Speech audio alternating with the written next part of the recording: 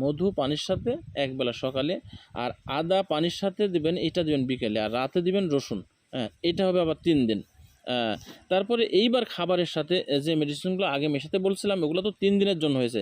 এবার 100 কেজি খাবারের সাথে আপনি একবারে মিশিয়ে নেবেন, যাতে পাখিকে আপনার রোগ প্রতিরোধ ক্ষমতাগুলো বৃদ্ধি করে এবং বিভিন্ন সমস্যা থেকে তাকে একবার সেবাদান করে এবং সুস্থ রাখতে পারে। সেজন্য 100 কেজি খাবারের সাথে আপনি কাঁচা হলুদ দিবেন 2 কেজি, রসুন আপনি দিবেন 1 কেজি, আদা দিবেন 1 কেজি, পেঁয়াজ দিবেন 1 কেজি, কালিজিরা 200 গ্রাম।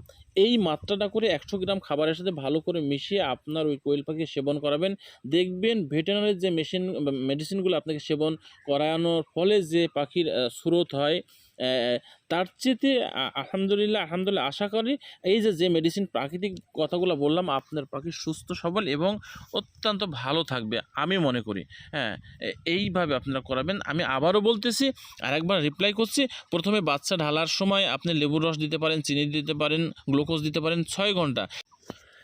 খাবারের সাথে হলুদের রস 3 দিন, কালোজিরা বাটা প্লাস মধু খাবারের সাথে 2 দিন, কালোজিরা বাটা এবং মধু একসঙ্গে মিশ্রণ করে কিন্তু খাবারের সাথে দিতে হবে 2 দিন, তাহলে 5 দিন হয়ে গেল।